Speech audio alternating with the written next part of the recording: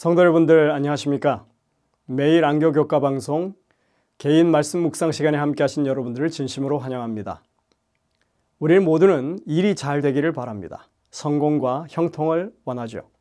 그러나 진정한 성공은 하나님이 결정하십니다. 하나님 보시기에 오늘 삶이 성공적인 삶이 되시기를 간절히 바랍니다. 기도하시겠습니다. 하늘에 계신 아버지 하나님, 오늘도 주님과 함께하는 삶을 살게 해주셔서 감사드립니다. 주님께서 함께 하시면 우리에게 어려울 일이 없다고 하는 것을 분명하게 깨닫게 하시고 주님을 전적으로 신뢰하고 의지하고 그 말씀에 순종하는 저희들의 삶이 될 수 있도록 인도해 주시옵기를 예수님의 이름으로 간절히 기도드립니다. 아멘. 목요일 소지의 이 제목은 형통하고 성공하리라입니다. 우선 오늘 성경 본문 말씀을 봉독하겠습니다. 어제와 동일한 본문 말씀이죠. 오늘 우리는 다른 주제로 이 몇몇 성경절들과 함께 이 내용을 살펴보게 될 것입니다.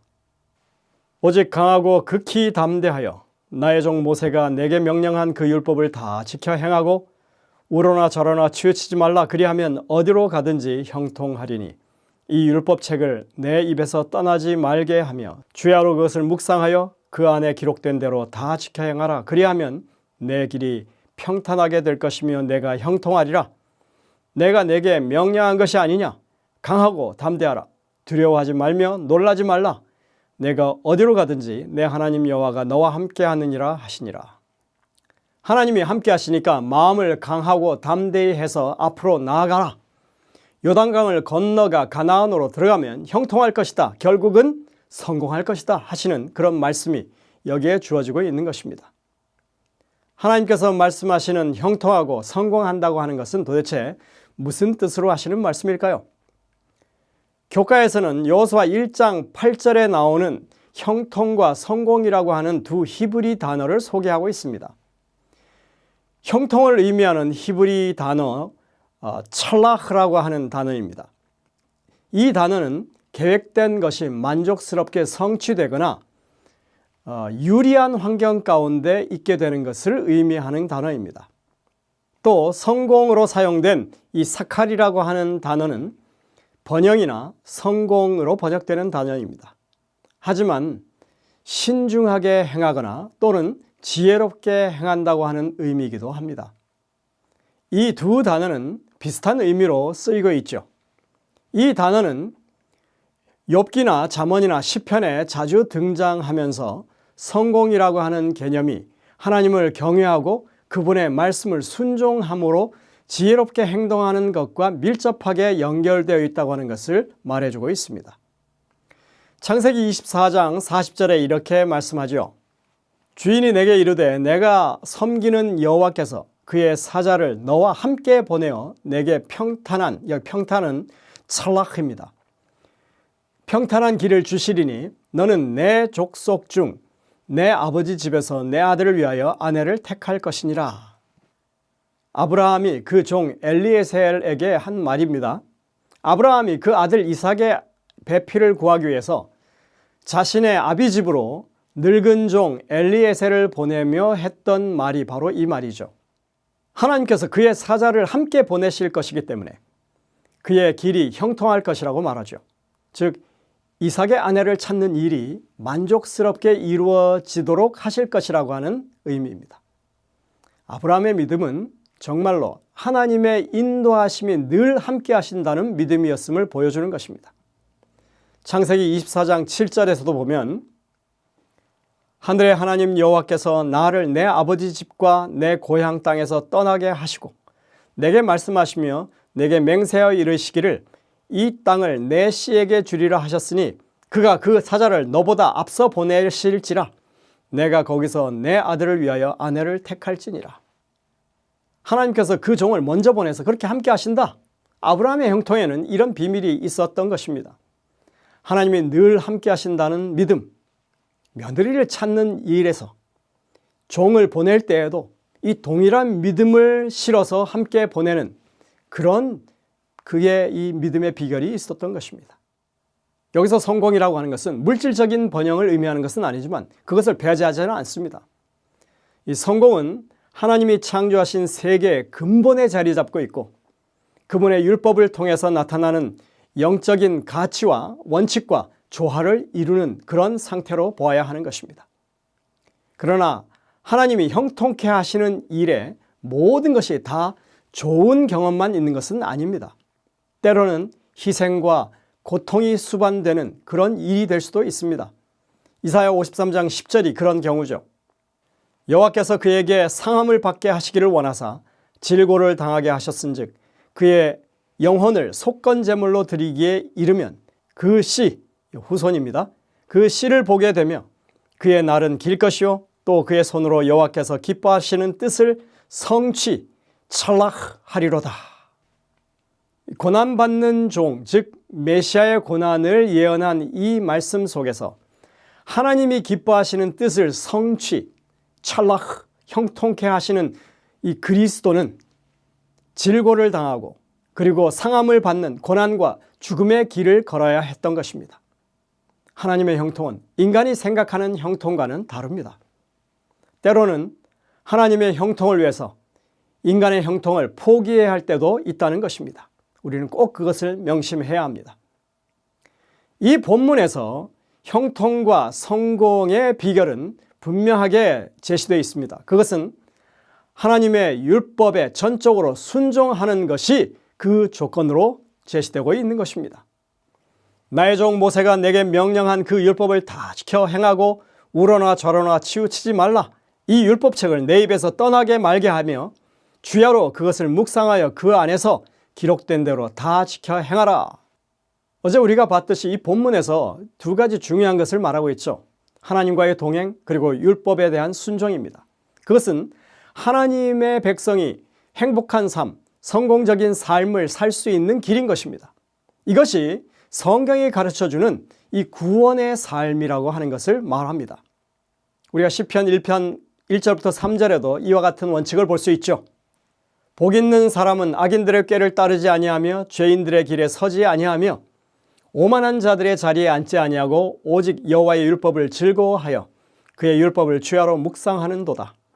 그는 시냇가에 심은 나무가 철을 따라 열매를 맺으며 그 잎사귀가 마르지 아니함 같으니 그가 하는 모든 일이 다 형통하리로다. 찰락. 오직 여호와의 율법을 즐거워하여 그의 율법을 주야로 묵상한다고 하는 것 정말 얼마나 의미심장한 표현입니까? 하나님의 뜻을 따르는 것이 즐거움이라고 말합니다. 율법을 묵상하는 것이 전혀 부담스럽지 않고 행복한 일이라고 말하고 있습니다.